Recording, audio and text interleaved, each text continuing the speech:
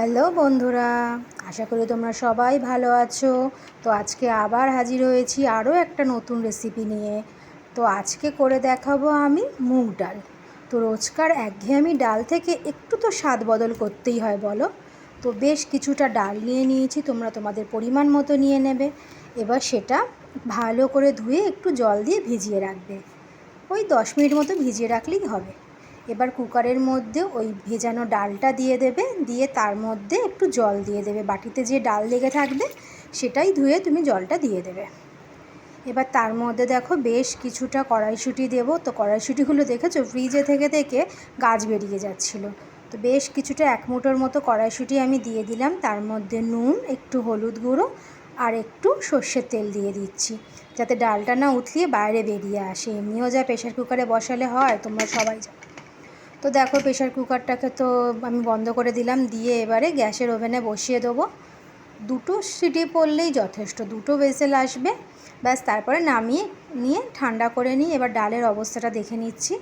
ডালটা দেখো প্রায় বেশ ভালোই সেদ্ধ হয়ে গেছে, একটু ফেটে ফেটে গেছে, এরকম সেদ্ধ হলেই হবে, পুরো ঘেটে যেন না যায়।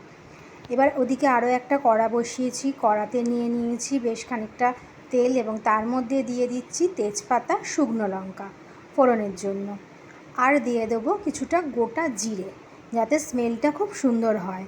তো এই ফোড়নটা একটা সুন্দর গন্ধ আসা পর্যন্ত একটু নাড়াচাড়া করে নেব।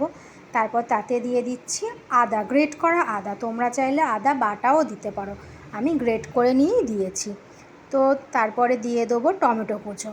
টমেটো কুচোগুলোকে দিয়ে ভালো করে নাড়াচাড়া করব, যাতে টমেটোর কাঁচা গন্ধ চলে যায় আর টমেটোটাও ভালোভাবে গলে যায়। এবং তার মধ্যে দেব নুন, হলুদ, লঙ্কার গুঁড়ো, জিরের গুঁড়ো, ধনের গুঁড়ো। এই মশলা হচ্ছে আমাদের রেগুলারের মশলা, যেগুলো আমরা প্রতিনিয়ত ব্যবহার করি। এই মশলা দিয়েই হবে স্বাদ বদলের ডাল। আর হ্যাঁ, সামান্য একটু দেব চিনি, দিয়ে ভালো করে মশলাটাকে কষিয়ে নেব।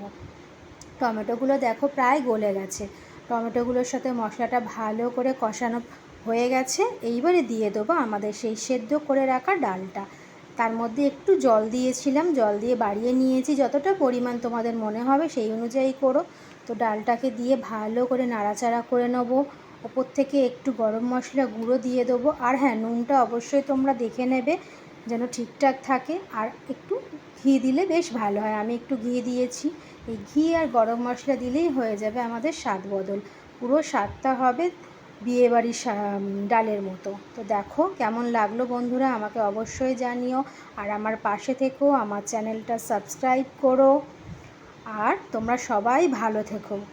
তো তোমাদের সাথে আবার পরবর্তী কোনো একটা রেসিপি নিয়ে আমি হাজির হব, তোমাদের সঙ্গে পরে দেখা হবে। তো টাটা বন্ধুরা, সবাই ভালো থেকো। কেমন?